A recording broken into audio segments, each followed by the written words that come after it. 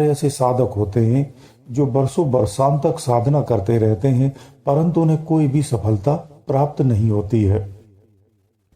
उसका एक कारण ये भी होता है कि जो आप भजन करते हैं या आप जो जप करते हैं, वो आपका जप कोई और ले रहा होता है और आप व्यर्थ में खाली ही रह जाते हैं। आपकी बरसों की मेहनत बेकार हो जाती है। ये सत्य बात है।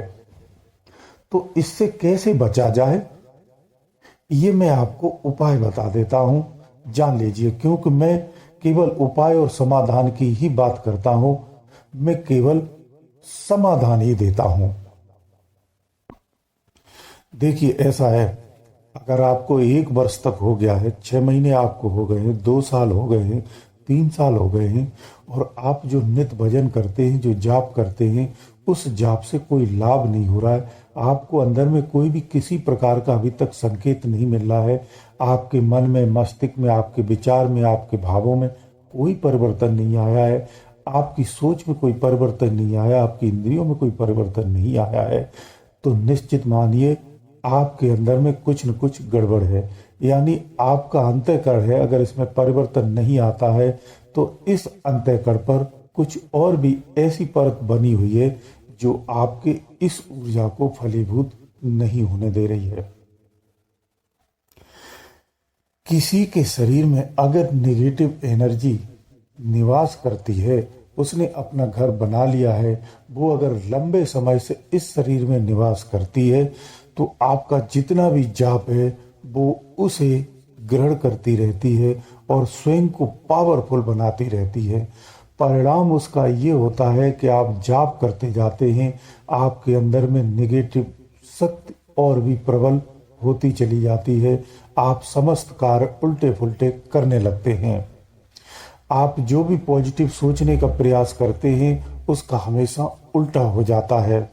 आपके इर्द गिर्द जितनी भी चीजें हैं वो सब आपसे अपोजिट हो जाती है, आपसे सब प्रतिकूल हो जाती हैं। ये स्थिति इसी कारण से भी होती है। कुछ ऐसी शक्तियां भी आपके पास होती हैं जिन्हें हम देव शक्ति कहते हैं, जो आप उनके कृपा पात्र पूर्वज से रहे हैं, परंतु किसी विशेष गलतियों के कारण भी वो जब आपसे रुष्ट हो जाती हैं, उस अवस्था में भी आपके सारे कार्य बिगड़ने लगते हैं, परेशानी होने लगती है, व्याकुलता आने लगती है। जब इस वजह से भी आपका कभी कभी फलीभूत नहीं हो पाता है। जब चोरी होने का मूल कारण यही होता है निगेटिव एनर्जी का, और हर शरीर में, लगभग हर व्यक्ति के शरीर में ये रहती है। कुछ के रूप में साइलेंट में रहती है, किसी के शरीर में वायलेंट रूप में रहती है। तो जो वायलेंट रूप में रहती उनका तो पता चल जाता है, परंतु जो साइलेंट रूप में रहती उनका पता नहीं चल पाता है। तीसरा कारण आपकी चोरी का ये भी होता है कि आप किसी तांत्रिक या तंत्र मंत्र वाले व्यक्ति के यहाँ जब आप जाते हैं तो वो आपकी शक्तियों को बांध देता है और अपने आप को पावरफुल बनाने के लिए उन शक्तियों को अपने अधीन कर लेता है, अपने जाप से, अपने प्रभाव से। उस अवस्था में भी आपका सारा भजन उसे प्राप्त होता है, आपको प्राप्त नहीं हो पाता है। इसीलिए ऐसे लोगों के पास नहीं जाना चाहिए जो तंत्र मंत्र और ऊट पटांग चीजों को धारणा रखते हों, धारणा सिखाते हों या पालन करते हों। ऐसे व्यक्तियों से बचना चाहिए, क्योंकि ये व्यक्ति तमोगुणी होते हैं और इनकी सोच थोड़ी समाज से अलग होती है।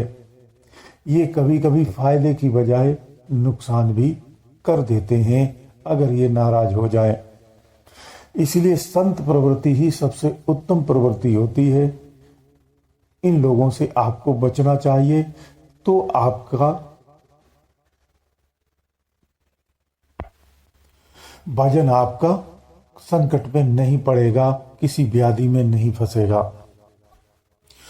संकेत भी मैं आपको बता देता हूँ, बहुत बारीक संकेत है। अगर इस चीज को आप जान जाइए तो बहुत अच्छी बात है। कुछ लोग इन संकेतों को नहीं बताते हैं, इस स्तर को वो पहुंचे भी नहीं होते, इसलिए नहीं बता पाते हैं। चूंकि मैं समाधान की ही बात करता हूं तो आपको बता दूं, जब आप जप करते हो और बार बार आपको मलिन ही विचार आते हैं या इधर उधर के गलत विचार ही आते हैं, आप समझ लेना आपकी नेगेटिव एनर्जी बहुत प्रभावी है आपके अंदर में, जो आपके अंतःकरण में इस तरह से जमी हुई है कि वो अन्य चीज को टिकने ही नहीं देती है। इस अवस्था में भी आप लंबे समय तक साधनाएं करते रहते हैं और आपको कोई भी लाभ प्राप्त नहीं हो पाता है। जब आप ध्यान करते हैं आपका ध्यान बार बार विचलित होता है, इधर उधर चला जाता है, एकाग्र नहीं होता है और बार बार प्रयास करने के बाद भी वो नहीं टिकता है। आपके मन में तरह तरह के विचार आते हैं, तरह तरह की कल्पनाएं बहुत तेजी से उत्पन्न होने लगती हैं। कल्पनाएं इतनी लंबी होती हैं, इतनी लंबी होती हैं कि आप उन्हीं में खो जाते हैं। उन्हीं कल्पनाओं के लिए इतने आतुर हो जाते हैं कि आप ध्यान छोड़ करके उन्हीं कार्यों में लग जाते हैं। अचानक से ऐसे कार्य याद आते हैं जो तरंग की तरह आपके दिमाग को जगा के रख देते हैं। आप ध्यान छोड़ करके उसी कार्य में जा करके व्यस्त हो जाते हैं या ध्यान से उठ जाते हैं। ये अवस्थाएं आती हैं, ये आपके अंदर में नेगेटिव एनर्जी के ही लक्षण होते हैं जो मन रूपी सत्य के द्वारा संचालित होते हैं। मन इन्हीं चीजों में ले जा करके आपके चित्त को ठहरा देता है। ध्यान में मलिनता की संकेत आना सामान्य बात है, ये साधारण बात है और आम व्यक्ति को आते ही आते हैं। वो चाहे स्त्री हो या पुरुष हो, सभी को आते हैं। इसकी काट के लिए सीधा जो हम ध्यान करने लगते हैं, जो उससे पूर्वत की विधियां होती नहीं करते हैं, तो इसकी काट नहीं हो पाती है। इसलिए ध्यान से पूर्वत हमें जाप का प्रावधान रखना चाहिए। जो श्रेष्ठ गुरु होते हमेशा प्रारंभिक अवस्था में उसे जप का ही प्रावधान देते हैं। जो सीधी साधनाएं करते हैं उनको साधनाओं में बहुत प्रॉब्लम आती है अगर विधि विधान से नहीं करते हैं। तो यहाँ ये चीज स्पष्ट हो जाती है कि जो आप भजन कर रहे हैं या आपकी जो साधना कर रहे हैं, आप जो जप कर रहे हैं, आपका भजन कहीं ना कहीं चोरी हो रहा है, चोरी हो जाता है। और आज भी बहुत सारे लोग हैं जो चोरी कर रहे हैं। हमें अज्ञानता बस ये पता ही नहीं चल पाता है। जब आपका लंबा समय हो जाता है, आपको कोई लाभ नहीं मिल रहा है, तो निश्चित रूप से आपको किसी साधु संत, जो पहुंचे हुए संत हैं, उनके पास अवश्य जाना चाहिए। वो आपको इसका समाधान निश्चित बताएंगे। इन चीजों का जो समाधान होता है वो सम्मुख बैठाकर ही संभव होता है, दूर दराज में बैठ कर के संभव नहीं हो पाता है।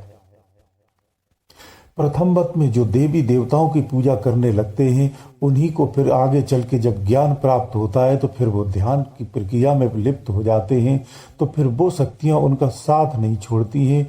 उस अवस्था में भी उनका ध्यान की प्रक्रिया में बाधा आती है, ऐसा होता है।